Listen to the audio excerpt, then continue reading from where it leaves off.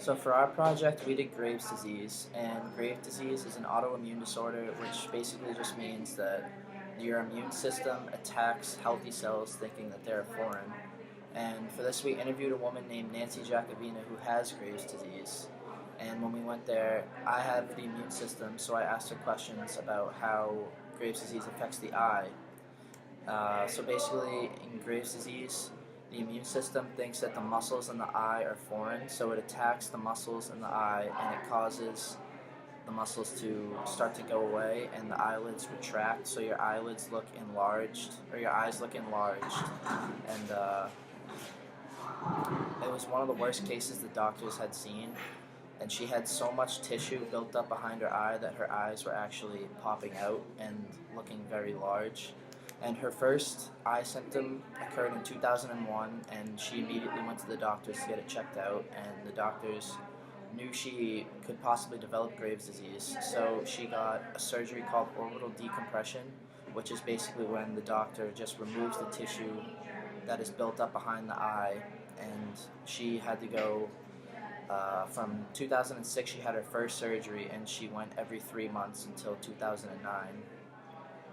And her symptoms actually started to return about 7 weeks ago after they had been gone for almost 6 years. So now she fears that she's going to have to go in again and get the same eye surgery.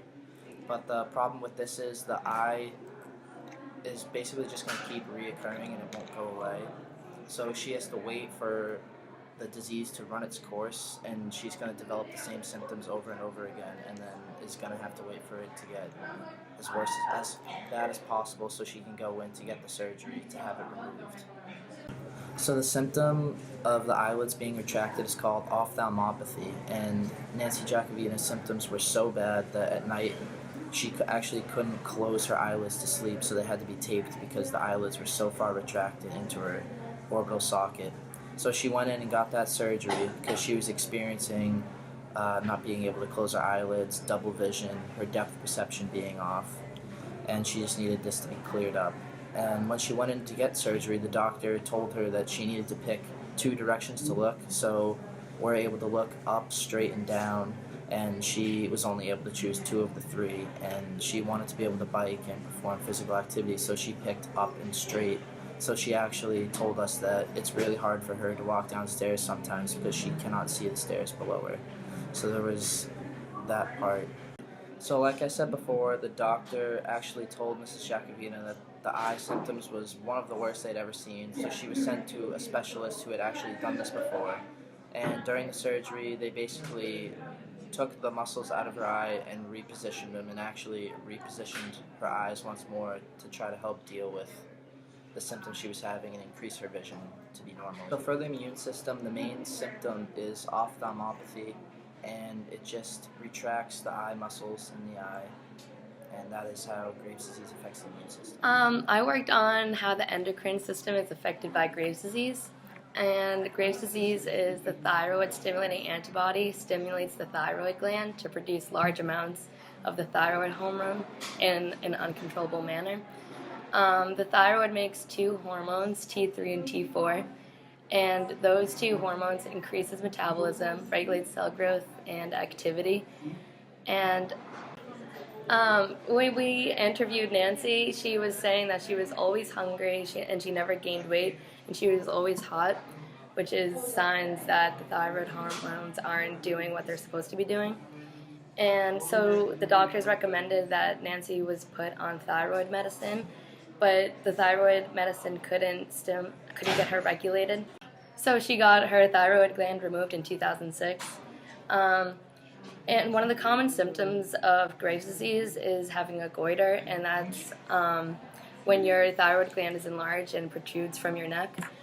And even after the surgery of the removal of her thyroid gland, she never even got sick, and even to this day, she only gets a cold every 7 to 8 years.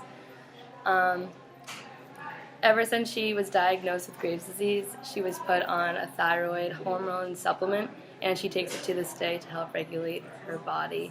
And replaces the function of the healthy. And this is how the endocrine system is affected by Graves' disease. I worked on how the reproductive system is affected by Graves' disease. When a patient is diagnosed with hypothyroidism, their menstrual cycle is significantly decreased. Patients with Graves' disease can sometimes have fertility issues, but it's usually rare. The biggest concern in pregnant women with hyperthyroidism is that they can't take radioactive iodine, which is the usual treatment for Graves' disease. Um, Instead, they can take an anti-thyroid medication, but taking that medication can sometimes affect the baby's thyroid. PTU is the most preferred medication for pregnant women with hyperthyroidism.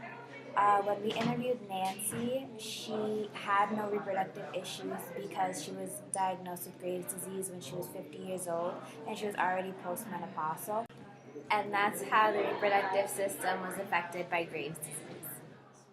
Hyperthyroidism affects many parts of the body, but I focus my research around how it affects the heart. So what happens is with hyperthyroidism, you have an increase in thyroxine that gets released, which stimulates the heart to beat faster and more strongly.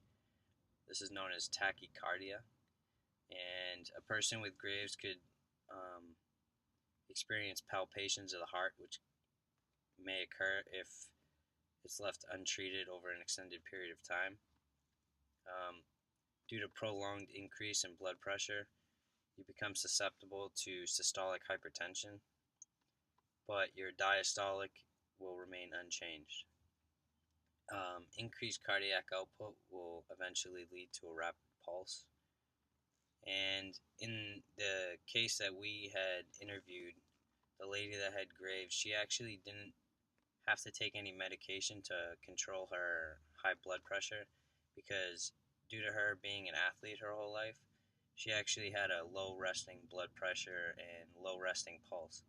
So if she were to take medication, it would actually drop her blood pressure to an unsafe level, which is the opposite of what you would normally see in cases of Graves, because they would have very high elevated blood pressures. But she was fortunate enough where she doesn't have to take any medication, at least, to manage her blood pressure.